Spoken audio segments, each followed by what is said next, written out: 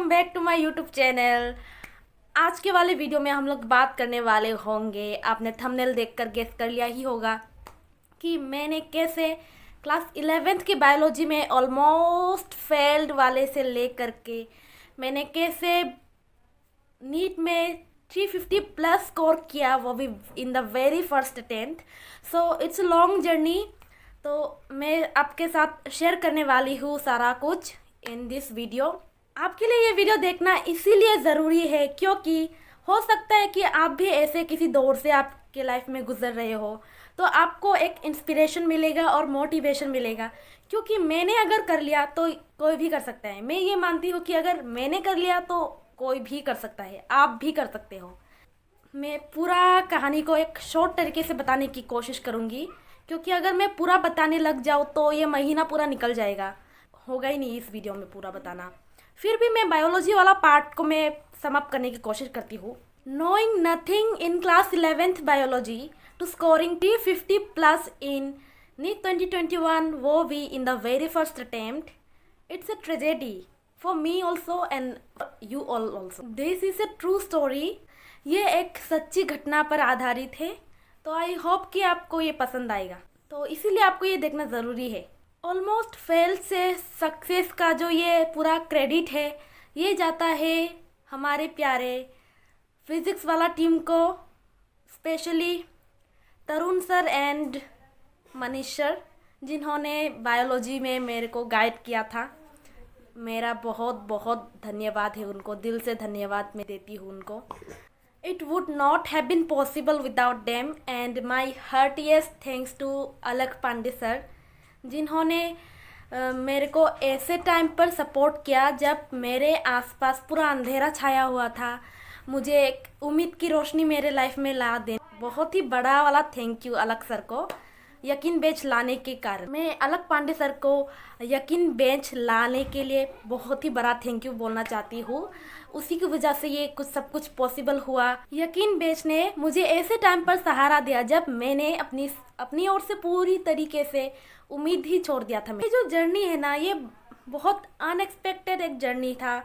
मैंने कभी नहीं सोचा था कि मैं नीट दूंगी, क्योंकि I was totally devoted to my class 12th boards. मैं 12th बोर्ड को इसीलिए इतना सीरियसली ले रही थी क्योंकि I have scored a very good marks in class 10th, इसीलिए मैंने 12th को भी बहुत सीरियस लिया था। ऑल्दो 11th तो बेकार सा था, बेसिक्स भी क्लियर नहीं थे 11th का, तो नीट तो बिल्कुल भी होना पॉसिबल ही नहीं था। नीट की शुरुआत कैसे हुई, जस्ट एक छोटा सा स्टोरी है। एक दिन स्क्रॉल करते करते अचानक से यूट्यूब पर एम्स दिल्ली वाला एक व्लॉग देख लिया था। उस पर लिखा था inside the royal house of AIIMS Delhi, inside the royal hostel of AIIMS Delhi. तब लगा कि यार नहीं, हॉस्टल लाइफ या फिर कॉलेज लाइफ या मेडिकल लाइफ उतना बेकार नहीं होता है जितना मैंने पहले इमेजिन किया हुआ था। तो आई थिंक कि तब से मेरे को थोड़ा सा फील हुआ कि यार इंटरेस्टिंग है, चलो कर लिया जाएगा। और मैं सचमुच बता रही हूँ, तब एग्जैक्टली सितंबर चल रहा था जब लास्ट नीट 2020 हुआ था ना। उसके ही कुछ दिन बाद ही वो कुछ मेरे को तो पता भी नहीं था नीट होता क्या है, पर मैंने जस्ट देख लिया था एम्स दिल्ली, तो चलो देखते हैं क्या होता है। फिर देखा तो उनके जो सीनियर्स थे उनसे मैंने कनेक्ट किया अपने आप को, तो पता चला कि नहीं, सचमुच कुछ खास ही है। पता करने के बाद मुझे ये मालूम चला कि उन्होंने नीट दिया हुआ था। तभी मेरे को पता चला कि नीट बोलकर भी कुछ होता है। फिर मैंने सर्च किया नीट। तब थोड़ा बहुत रिसर्च करने के बाद मुझे पता चला कि मेडिकल के लिए होता है एक एंट्रेंस एग्ज़ाम नीट, जिसको क्लियर करने के बाद ही आपको एक मेडिकल स्टूडेंट का टैग मिलेगा। फिर बहुत ढूंढने के बाद मुझे नीट का जो ऑफिशियल वेबसाइट होता है neet.nta.nic.in, वो मुझे पता चला उसके बारे में। उसके बाद मैंने थोड़ा बहुत रिसर्च किया, फिर मैंने सिलेबस देखना शुरू किया था, तो उसे पता चला कि 11th और 12th का जो PCB होता है वही मेन होता है इसके लिए। उसके बाद मैंने एग्ज़ाम्स की डेट चेक की तो मेरे को तब नहीं मिला था, क्योंकि ऑफिशियल डेट तो बहुत बाद में रिलीज़ होगा। तो मुझे एक आइडिया सा था कि बस आइडिया सा लग गया था कि एग्ज़ाम होता है अप्रैल में, बोर्ड्स के 1-2 महीने बाद ही एग्ज़ाम हो जाता है। तो मैंने सोचा कि अच्छा ठीक है। फिर मेरे को तो बहुत बड़ा डाउट था, मेरा बेसिक्स एकदम डूबा हुआ था। मैंने कैसे उनको स्ट्रॉन्ग किया, वो सब कुछ यकीन बेच के ही कारण हुआ था। बाकी सारे टॉपिक्स में तो ठीक ही थी मैं, पर फिज़िक्स और बायो का जो मुझे बहुत ही मुश्किल लगता था, क्योंकि बायोलॉजी ऐसा सब्जेक्ट है जिसको बहुत याद करने की ज़रूरत पड़ती है। अगर मुझे स्कूल में भी पढ़ाया गया था 11th में, तो मुझको कुछ भी समझ में नहीं आता था, पूरे सर का ऊपर से होकर जाता था। तो जब मैंने ये सब कुछ रिसर्च करना शुरू किया तब ऑलमोस्ट अक्टूबर ही हो चुका था। अक्टूबर से मई तक मेरे पास प्योरली 6 मंथ्स थे। तो फिर मैंने ये सर्च करना शुरू किया, can I crack NEET in 6 months, can I crack NEET if I start now. बहुत सारे वीडियोस मिले जिनसे पता लगा अगर मैं टाइम वेस्ट ही करती रहूँगी सर्च करने में तो कुछ नहीं होने वाला। अगर मैं इसी टाइम में कुछ पढ़ लूँगी तो वो ज़्यादा अच्छा रहेगा। फिर भगवान का शुक्र है कि उसी समय में यकीन बेंच लॉन्च हो गया। वो भी बहुत फर्स्ट टाइम में लॉन्च हुआ था। अक्टूबर 1 को शुरू होना था, बट क्योंकि मुझको इतना आइडिया नहीं था, वो भी ड्रॉपर्स बैच था, तो क्या मैं वो लूँ या ना लूँ, बहुत सारे कन्फ्यूजन्स थे। ऐसे करते करते अक्टूबर 20 हो गया। तो ऐसा हुआ था कि मैंने अक्टूबर 20 को ही एनरोल किया था। मेरे मॉम से मैंने सलाह लेने के बाद आखिर मैंने 3500 मैंने पेमेंट कर दिया। उसके बाद मैं पढ़ना शुरू कर दिया फिर मैंने ये एक सोच लिया था कि ये बैच ज़रूर मेरी लाइफ बदल देगा, और सचमुच ये लाइफ चेंजिंग था। मेरे पास लगभग 180 डेज थे। अगर पूरा कंप्लीट करना भी है तब भी कम से कम 100 चैप्टर्स तो होते ही है। इसका मतलब कि एक दिन में एक चैप्टर तो आपका होना बनता ही है। बट जिसका बेसिक्स भी पूरा डूबा हुआ हो, वो कैसे उम्मीद करेगा कि एक दिन में एक चैप्टर हो जाएगा। बिल्कुल भी पॉसिबल नहीं था ये। बट यकीन बेच ज्वाइन करने के बाद स्लोली मैंने एक दिन में एक टॉपिक को पढ़ना शुरू किया। एक दिन में एक सब्जेक्ट का एक टॉपिक लिया, मैंने लेक्चर्स अटेंड किए। उसके बाद उनके दिए गए जो डीपीपी होता है उसको सॉल्व किया। फिर मैंने एनसीईआरटी रीडिंग की। फिर पता चला यार 11th बायोलॉजी इतना आसान था और मेरे को ऐसे समझाया ही नहीं गया था। मैं तो बस अपने आप को दोष देती रही कि मैंने क्यों अच्छे से नहीं पढ़ा 11th बायोलॉजी को। बट मुझको बाद में जाकर के ये रियलाइज़ हुआ कि एक अच्छा टीचर भी होना बहुत ज़रूरी है, जिसका कमी तरुण सर ने पूरी कर दी। उसके बाद मुझे प्लांट्स एनाटॉमी से प्यार हो गया। फिर मॉर्फोलॉजी वगैरह सब कुछ मतलब इतना अच्छे से याद हो गया कि मैं कभी भूलूंगी ही नहीं। फिर वो बताते गए कि कैसे रोज़ पढ़ना है, कैसे प्रैक्टिस करना है क्वेश्चंस को। फिर लॉन्ग टर्म मेमोरी में कैसे फिट करना है, वो भी कंटिन्यूअस रिवीजन करते रहो। ये सब आइडिया ना वो टीचर्स ही हम लोगों को देते गए। उसके बाद एक्सटर्नल मोटिवेशन की ज़रूरत ही नहीं थी, क्योंकि दिन में इतना सारा काम दे दिया गया था कि एक्सटर्नल कुछ टाइम बचा ही नहीं था कुछ और करने को। और फ़ोन वगैरह तो देखने का टाइम ही नहीं मिलता था। फिर बहुत ही ज़्यादा बिजी हो गई थी और मैंने बहुत कुछ सीखा ये 6 महीने में। ऑलमोस्ट 6 महीने थे, बट लास्ट में जाकर के जो एक्सटेंड हो गया उसके लिए मेरा स्कोर और भी अच्छा हो गया, क्योंकि लास्ट के जो 1-2 महीने में मैंने बहुत ही अच्छे से रिवीजन किया था, पूरे अच्छे से एनसीईआरटी को पढ़ लिया था, सब कुछ मैंने कर लिया था लास्ट के 1-2 महीने में। जब मैं 11th में थी ना, तब मेरा फिज़िक्स और बायोलॉजी तो ऐसे राम नाम सत्य है वाला कंडीशन में था। बट फिर यकीन बेच ज्वाइन करने के बाद मेरे को रियलाइज़ हुआ कि एक अच्छा टीचर बनना भी बहुत मुश्किल बात है और एक अच्छे टीचर की बहुत ज़्यादा ज़रूरत है इंडिया में। मेरा बायो का जो बेसिक्स है बिल्कुल ही घटिया लेवल का था, तो अगर मैं रट्टा भी कर लेती तो मुझको याद ही नहीं होगा, क्योंकि समझ ही नहीं आएगा वो चीज़। तो बाद में समझने के बाद धीरे धीरे याद किया, बाद में मेमोरी में फिट किया, फिर जा कर के रिकॉल किया, रिवीजन किया, फिर जा कर के टेस्ट लगाए, फिर थोड़ा बहुत इम्प्रूवमेंट नज़र आया। नहीं तो पहले तो कुछ भी नहीं होगा। नीट तो छोड़ो, बोर्ड्स के लायक का भी प्रिपरेशन नहीं था मेरा। क्लास 10th पास करने के बाद जब कोई बच्चा 11th में लैंड करता है ना, तो उसको ऐसा लगता है कि एक नई दुनिया में उसने लैंड किया हो।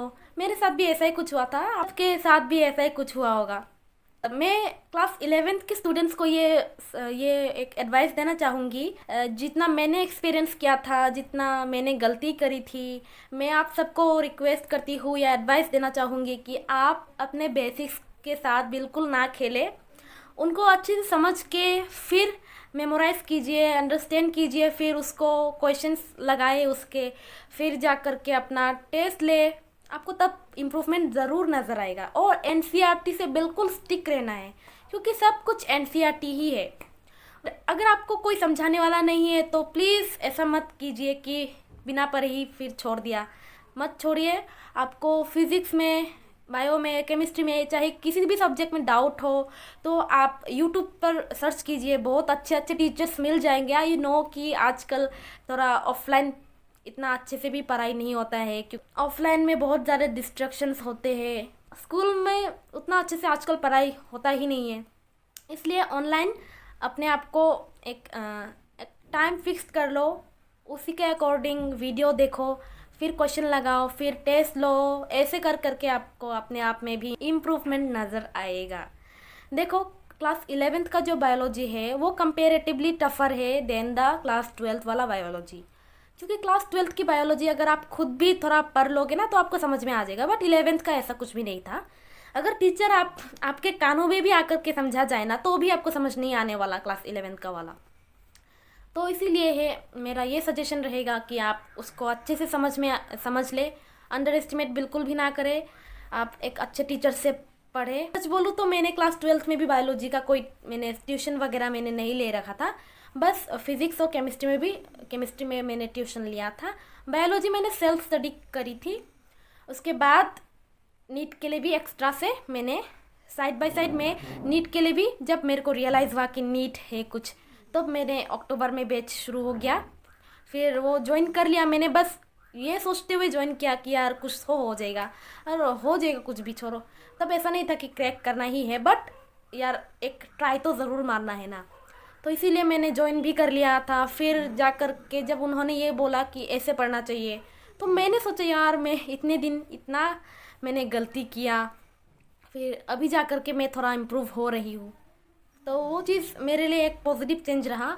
और अलग सर ने ये भी बताया हुआ था कि अगर तुम्हारा नीट में सिलेक्शन नहीं होता, बिल्कुल भी मायूस ना होना, क्योंकि इन 6 महीनों में, इन 6-7 महीने में जितने भी दिन लगे तुमको, तो तुम्हारे पास जितना भी टाइम है, उतने टाइम में अगर तुम इतना पढ़ लेते हो कि सिलेक्शन हो गया तो अच्छी बात है। अगर तुम्हारा सिलेक्शन नहीं होता है तब भी तुमने बहुत बड़ी चीज़ हासिल कर ली, वो है एक लेसन लर्न कर लिया है, जो है हार्ड वर्क। तुमने हार्ड वर्क करना सीख लिया। और हाँ, सचमुच मेरा सिलेक्शन होने के साथ साथ मैंने एक बहुत ही बड़ा लेसन मेरे को मिला था, वो है हार्ड वर्क। मैंने इन 6 महीनों में इतना इमेंस हार्ड वर्क किया था कि मैंने लाइफ में आज तक इतना कभी नहीं पढ़ा था, ना ही इतना कभी एक्सपेक्ट किया था अपने आप से। मैं अपने लाइफ में पहली बार इतना ज़्यादा प्रोडक्टिव थी। अपने 24 आवर्स को मैंने बहुत अच्छे से यूटिलाइज़ किया हुआ था। फिर जा कर के एक एक चीज़ पर मैंने बहुत अच्छे से काम किया था, सारे डिस्ट्रैक्शंस मैंने कट ऑफ कर दिए थे, तभी जा कर के ये सारा कुछ रिज़ल्ट आता है। फिर मैंने बहुत सारे वीडियोस देखे थे कि नीट को कैसे क्रैक करना है, बट मेरे को वो सब जेन्युइन नहीं लगा। मुझको अलग सर का ही सब कुछ जेन्युइन लगा था। उनके प्लेटफॉर्म्स के सभी टीचर बहुत ही जेन्युइन थे, आपको सही सलाह देंगे। अलग सर जितने भी टीचर्स लाते हैं वो हमारे लिए बेस्ट ही लाते हैं, चाहे वो फिज़िक्स के लिए हो, चाहे केमिस्ट्री हो गया, चाहे बायोलॉजी हो गया। तरुण सर तो always, Tarun sir is the best. मैंने आज तक इतने अच्छे बायोलॉजी टीचर कभी नहीं देखे, कहीं नहीं देखे मैंने। ऑल थैंक्स टू फिज़िक्स वाला सर, अलग सर, जिन्होंने इतना बड़ा कदम लिया।